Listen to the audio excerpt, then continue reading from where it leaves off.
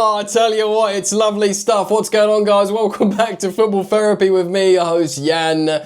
Chelsea 5, Ajax 1 in the Champions League. And it was all done in the first half, and it was the Estêvão show. Oh my word, what incredible talent that young Brazilian boy is. But the job was done relatively early for Maresca. Lots of good stuff. Loads of young players getting minutes, rotations, and some positive performances. Excellent scenes indeed. I'm recording this on a different camera. There'll be no screen shares of SofaScore, although I will reference some stats and stuff in this game. But I wanted to react anyway, despite technical difficulties, but this is a great quality camera. So welcome back to Football Therapy. If you're feeling good, please do drop a like on the video, subscribe if you want to, hit the bell if you choose to, because of course we are ever increasingly getting closer to 200,000 subscribers, which is incredible. It's super close now. I can feel it in the gonads. Right, so it was an absolute must win. This Ajax side are not vintage, yeah. They're not great. They had some key players missing, and you thought essentially we had to win, basically. It was a must win.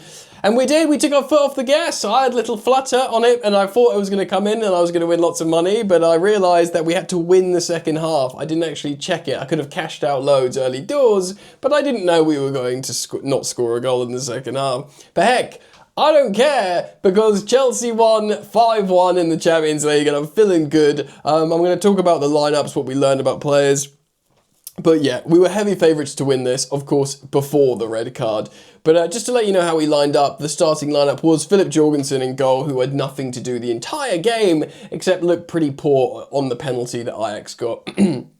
Moises Caicedo started at right back, but it was the inverting right back role, which we haven't seen him play so much recently. Of course, he scored a goal. Wesley Fofana played right centre back, got an assist, and then the starting left-sided players were well, it was Tosin Adarabioyo, that's how you say his name, in the middle. Hato, I guess, playing on the left, sort of left centre back, but pushing up really high. And of course, Caicedo was in the midfield, so Fofana was a right centre back. He was Lavia was with Caicedo in the midfield. Fernandez kind of played the number 10 role, as did Buonanotte. They both kind of had a free role. And then flanked starting wingers was Estêvão and Jamie Gittens, with Mark Gu up top. Now, looking at SofaScore, they've given Jamie Gittens a 7.7 rating and Estêvão a 6.7. They actually gave player of the match to Gittens, who will get his flowers. But I reject that, because Estêvão was amazing in this game, and of course a lot of it was eye test. It was him making amazing runs, doing like shimmy shuffles, trying overhead kicks, narrowly missing. It was the eye test show from the the young Brazilian teenager. And of course, Mark Gu starting up top in front of Buonanotte. Mark Gu scoring his first goal of the season, his first Champions League goal for Chelsea. Maybe first Champions League goal, I'm assuming. Did he score for Barca? I know he played very limited minutes. But he was Chelsea's youngest ever Champions League goal scorer until a few minutes later when Estêvão scored. And he took that away from him. And now he was the youngest scorer in the Champions League. We were coming up against a 4-2-3-1 formation from Ajax, and it was very early on. It was the 17th minute. There's a foul on the 16th minute. It was actually a foul very early, but the VAR changed the yellow card to red in the 16th minute. The referee went to go and look. It was on Buonanotte. It was a sliding tackle. It was above the ankle, but it was studs up. It was a red card. He went and glanced at the VAR monitor and went, yeah, red card, and immediately sent him off. And that was, 16, 17 minutes in. At that point, you're thinking, great, we're playing a non-vintage Ajax side that are missing a few key players that have just got a man sent off very early doors. Although we had a very heavily rotated side, at that point you're thinking, great, we are in a good shape here. And a minute after the red card, after the dismissal, that boy, Mark Gu, gets a goal. And I do want to shout out my boy as well, Wesley Fofana, because it's a good assist from the centre-back, pushing up high. Wes does some really good final action for... one of the reasons I like Wesley Fofana is because he's an aggressive defender, he's fast, he dribbles up the pitch, but he's actually quite intelligent in his final third play. He did cramp up in this game, and you know, he doesn't look fit. Will he ever be fit again? We don't know, but you know, he demonstrated some great footballing ability there, and yeah, you know, finish from Mark Gue, gets his goal, Chelsea's starting striker of the night, and we'll speak a little bit more about him and just player performances in a moment. Very, very shortly after, they take off a number 10 for a CDM, the Ajax coach, and the Ajax fans are fuming at that decision. And then Jamie Gittens, who again, I'm referencing SofaScore here, he got player of the match. He did have a good game. He sets up Moises Caicedo, who scores a long range, I want to say Golazzo, but let's be real, it is a heavy deflection that the goalkeeper can't do anything about. Although, had it not been deflected, it might have been going for the bottom left corner anyway, as a really amazing goal, but of course it deflects to the bottom right corner, the keeper's left, and therefore makes it an unsavable shot. Tosin gets a booking and concedes a penalty at this point. And yeah, Tosin was very much involved in this game. Maybe not his best game. He of course conceded the penalty when we're 2 goals up, a man up, but yeah, he concedes it, he steps on a foot in the 18-yard box. It is a penalty. He gets booked for it though, and the foul on Fernandez, where we got a penalty, the first one, the player doesn't get booked, and he absolutely butchers Fernandez in the box. So a little tread on the foot from Tosin, he gets a booking.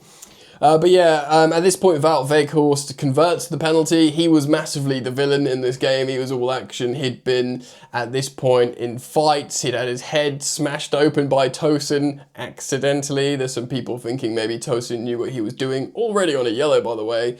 Converted the penalty.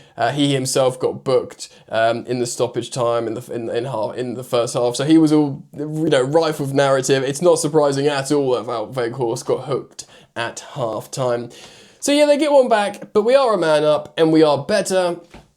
And in this additional time, we score 2 goals. Well, we get the penalty, and that is the foul on Enzo Fernandez, or is it? Yeah, that's the foul on Enzo Fernandez. He takes it, picks it up, scores a great penalty, says thank you very much. Of course, Chelsea's captain on the night. And then there's another penalty conceded. Estêvão wins it, who's had a great half, who's looked really good. And Enzo Fernandez does the right thing and gives him the ball and says, well done, lad, you can take this penalty. And what a penalty it was from Estêvão Willian. He absolutely gives him the eyes, rifles at the opposite corner, and it goes into the side netting.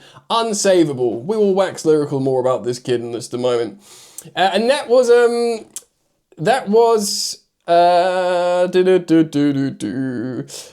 what was that? Sorry, my mind's melting here. Wout Weghorst, yeah, gets hooked for a class, and we make 3 half-time changes. I probably should say the stats from the first half quickly for the second. So the first half, 2.5 expected goals to their 1, slightly over for each. 4 big chances to their 1. Only 62% possession. In the second half, 69% possession, 1.1 XG for Chelsea to their 0. A little bit disappointed that we only generated 1 XG in the entirety of the second half, but it became an exercise of just passing the ball around, you know what I mean? Just keeping possession and stuff like that. I just realised one of the goals was in the second half, so my bet should have come in. I'm just going to check this live talking to you now, because for me, it seemed like it wasn't going to come in. Oh, it did come in! What a perfect night!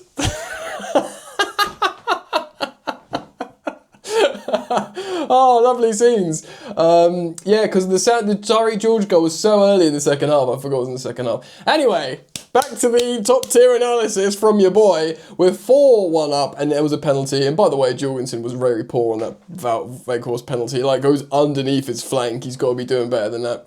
But they make 1 half-time change, and we make 3. Enzo Fernandez comes off, Capitano, for Santos to play similar position. We know Maresca sees them as to play similar roles in his football. Tyreek George comes on for Gue, and Chalobah comes on for Tosin Adarabioyo. So Tosin comes off, he's on a yellow, he's been getting into it, you know, and Chalobah is a very, you know, appropriate replacement right-footed centre-back. Tyreek George comes on, and I get it, we're a bit like, I wanted Gue to carry on playing, get another goal, get confidence, but I actually think it's a compliment to Mark Gue. Like, wow, you've got a goal, you helped us in the Prem, we need you, mate. You know, this game's one where I'm hooking you because I'm going to rely on you in the Premier League to play against Sunderland. Yeah, I was going to say, can you play against Sunderland? He's not on loan from them. My brain melted. So I think that's actually a compliment to Mark Yu. And then Tyreek George comes on, I'm thinking, oh, he's going to play as a striker. And but boy, does he play as a striker, because he gets a goal. 3 minutes into the second half, two of the substitutes linking up in Andre Santos and Tyreek George scoring a goal. I think it might have been another deflection. I think we had 2 deflections, 2 penalties, and like 1, you know, non-deflected, non-penalty goal. But who gives a ruddy so-and-so? Caicedo, literally 3 minutes into the second half, now I do remember this, Caicedo gets hooked for Joshua Champong, and you think, why are you making a substitution now? But it makes total sense. They want to protect Caicedo. You'd think to hook him at halftime like the other man, but they've already made three substitutes. It's a bit crazy doing 4 early doors at halftime. So I get the 3. And you probably thought, look, if we get another goal up, let's just hook Caicedo. It doesn't matter how early. He obviously turned to Willy Caballero or whatever and was like, let's get him off. I don't care if it's 3 minutes into the second half. We're 5-1 here. And then, Caicedo comes off. Joshua Champong comes on. The young centre-back that we know Enzo Maresca is in love with and plays the Caicedo role in terms of inverting into midfield. He just plays extensively as a midfielder. We've seen him play as a right centre-back, a right back at times. And we've seen him play like a right CDM and a left CDM in different game states in different games. So I remember he played in like the left defensive pocket, I don't know, ages ago now, and Maresca spoke about it. So he massively trusts him, like his tactical versatility, Joshua Champong. And it looked good again. Of course, he scored his first Chelsea goal the other day. Estêvão gets booked for a foul. He does seem to do that every now and again. He's good for a yellow card, Estêvão, isn't he? Whether it's time wasting or a hot-headed foul like in this instance. But I like it though. He's obviously come into the Premier League, Estêvão, and been like, right, it's physical and fast. I have to be physical and fast. But, the kid's a superstar. Reggie Walsh comes on for Romeo Lavia. Lavia making to 66 minutes. I don't think Lavia is ever going to make 90. But again, I think it's a defence mechanism. It's protective measures from the Chelsea medical team and coaching staff. And young Reggie Walsh, who turned 17 2 days ago, so he could genuinely be my son. Do you know what I mean? Like, he could be my son, Reggie Walsh.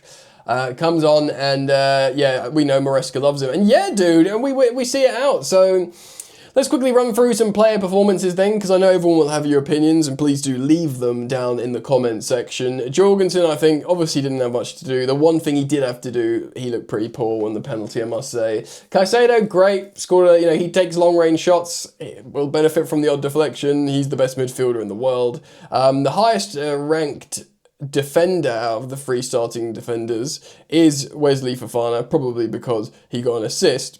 But I think everyone was fine. I didn't really notice Joel Hatto.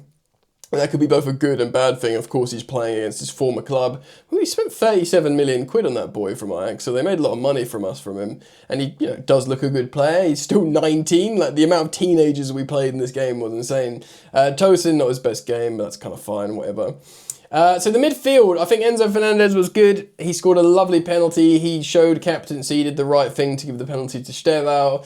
But, open play, how much can you analyse? I think the 2 midfielders in Lavia and sort of the number 10 in Buonanotte are probably more worthy of talking about. I liked Lavia. I like Lavia as a player. I think he's excellent. I think when he settles, both fitness and in terms of finding chemistry with teammates, I think he'll be an absolute game changer.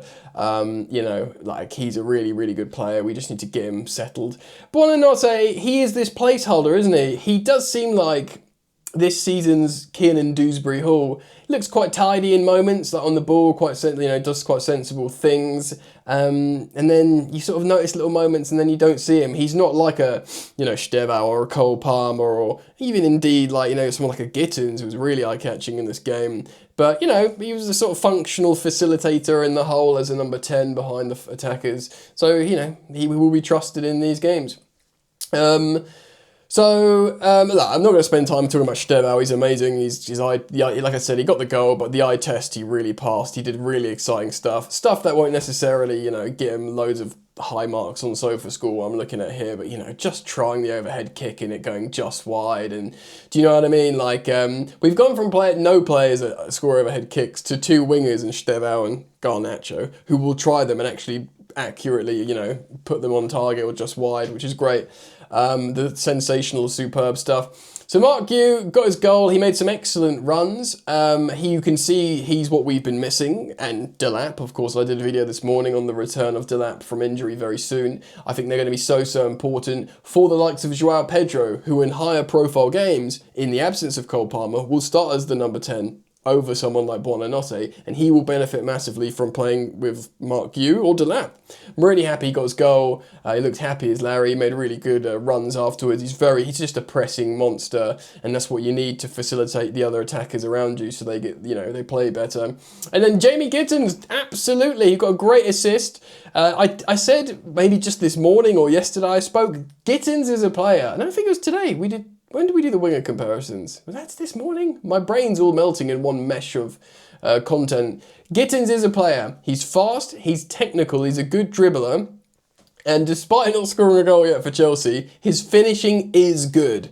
And when he settles and finds his confidence in this Chelsea team, I mean, it's up for grabs, that left wing spot, isn't it? Between him and Garnacho, we will see, I think, certain high-profile games, both Estêvão and Palmer and João Pedro playing behind a striker. So Palmer or Estêvão will temporarily occupy the left wing. Of course, Neto as well has been playing very well. But Gittens, this is a moment. Stamford Bridge got to see him play really, really well, and I'm pleased about that. You got to be pleased. No injuries. 5-1. Not only do we get 3 points on the league phase board, we also, you know, juice up our goal difference, which is great, really. So we're in the 11th place at the moment. Obviously, top 8 get automatic qualification, and you know, 8th place has got 6 points, just like us.